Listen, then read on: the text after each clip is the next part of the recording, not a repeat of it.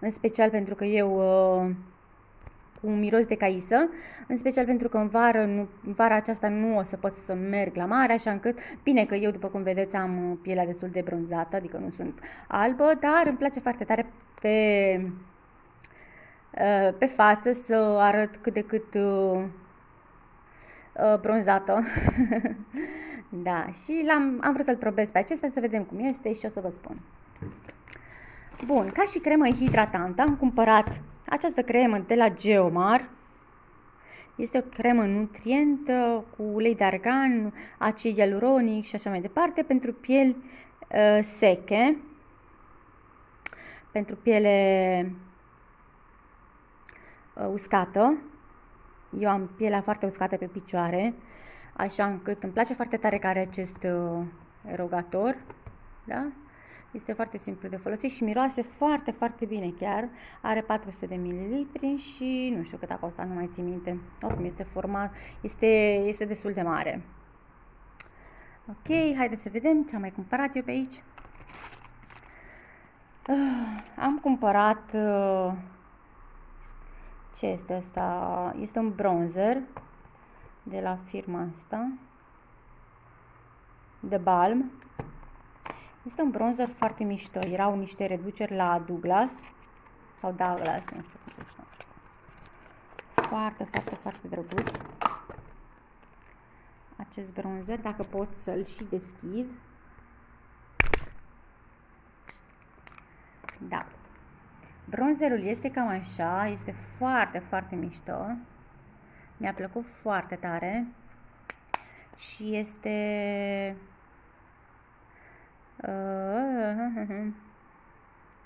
Da, nu știu ce număr este și ce culoare, în fine. L-am luat pentru că mi-a plăcut foarte tare și ambalajul, trebuie să fiu sinceră cu voi. Ok. Aici mi-au făcut ele cadou în parfumerie niște ser pentru... nu, este un concentrat autobronzant și asta este tot pentru să te bronzezi pe corp. Mi-au mai dat niște mostre de-astea de la cremă, de la Clarins. Ok, ca și cremă pentru mâini, am cumpărat această cremă de la Equilibra. Foarte, foarte bună și asta. Să-mi spuneți totuși dacă sunt firmele astea în România. Ok, apoi am cumpărat ca să-mi fac, da, aici vedeți și un bănuț care nu știu ce treabă are pe acolo. Am cumpărat această mască pentru față. Este o mască rasodante. Este o mască pentru rasodante, da, nu știu, nu vin cuvintele în română, mă scuzați pe mine, dar sunt de foarte mult timp plecată. În fine, măștile astea eu le fac de câteva ori pe săptămână. De aici deja am desfăcut chestia asta în care erau 3 de-astea pentru unghii.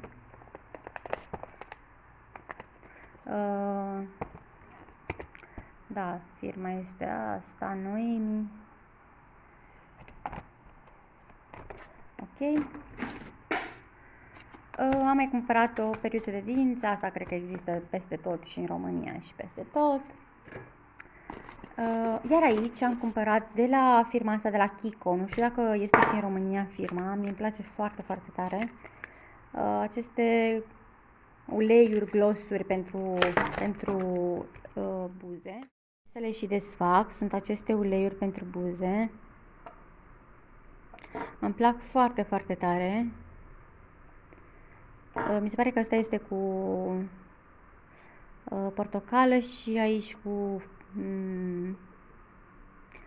căpșuni, ceva de genul acesta. Am mai cumpărat un blush în cremă.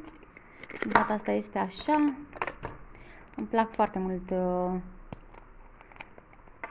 blush-urile în cremă mie. Mi se pare așa că dă un aspect mult mai mișto la piele. Culoarea aceasta, dacă nu știu dacă reușesc să o vedeți. Este aceasta, este ceva mai deschis decât arată aici. aproape spre portocaliu deschis, dar nu știu de ce arată așa. În fine, este o culoare foarte mișto, îmi place foarte tare. Am cumpărat un blush de la Debbie. Este o firmă care costă foarte, foarte puțin aici, dar îmi plac unele chestii de la Debbie. Este un blush normal, nu este în cremă. Și l-am plătit foarte, foarte puțin. Peach 101 este numărul. Îmi place foarte tare și, după cum spuneam, costă foarte puțin această firmă. Încă un blush, l-am mai cumpărat de la The Balm, Hot Mama. Culoarea este aceasta. Dacă dă un... Da, este mult mai deschisă, știți, decât arată aici. Însă îmi place foarte tare. Vedeți culoarea de la blush-ul ăsta de la The Balm. Nu știu dacă se vede atât de bine, sper să se vadă. Da, este foarte, foarte drăguț. Am cumpărat acest creion pentru ochi, este un creion simplu, eyeliner pencil, de la Seta Blue. Pur și simplu un creion pentru ochi, nimic special. Aveam două din astea, am vrut să vi le arăt pe amândouă, este de la Garnier. Ce am mai cumpărat? Mi-am cumpărat un fond de ten pentru că nu mai aveam un fond de ten acum pentru vară și am cumpărat acest fond de ten de la Pupa. Made to Last. Fond de tinitate nută extreme, comfort absolută. Mi-a plăcut foarte tare textura pe care o avea și de asemenea mi-a plăcut culoarea. Prezintă cam așa, da, îmi place foarte mult cum este. Cam așa și are... Stați să vedem, ops, cât are.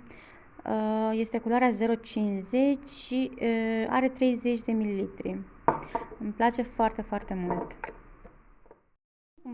L-am recumpărat de altfel, nu l-am cumpărat, l-am recumpărat. Acest ser de la Forsa, nu știu dacă este și în România, este foarte, foarte bun pentru persoanele care încep acum să folosească un ser anti-age foarte bun cu miere, persoanele de la 30 și ceva de ani în sus, ca și mine. Vă sfătuiesc să-l cumpărați dacă îl găsiți, pentru că este foarte, foarte, foarte bun. Se prezintă așa și este un ser foarte simplu de folosit și se absorbe foarte, foarte repede, ceea ce este foarte important pentru mine.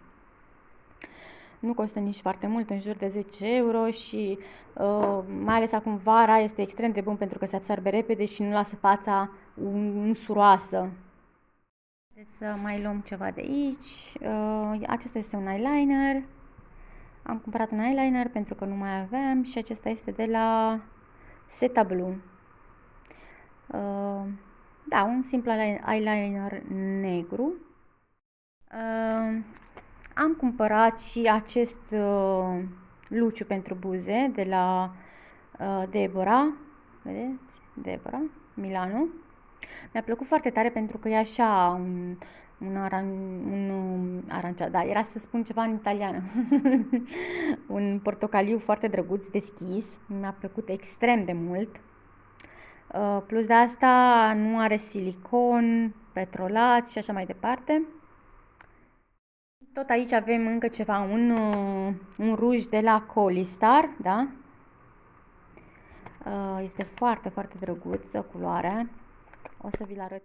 Culoarea este aceasta și este extrem, extrem de frumoasă. Îmi place extrem, extrem de mult. O să vi-l arăt cum pe piele.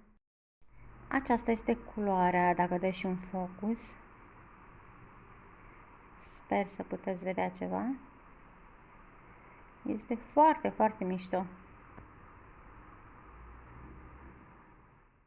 Luăm și cutia asta mare, care este dintr-un set de parfum, cremă de duș, cremă de corp, din farmacie și este o firmă Herbolario, ca așa se numește. Fac produse foarte mișto, îmi plac foarte mult. Eu de data asta am luat doar crema de corp, Lilac, body cream, da? Ea arată cam așa, deja am folosit-o. Ea arată cam așa. Este foarte, foarte mare, nu știu cât are, ia să vedem cât are. A costat 19,90 € și are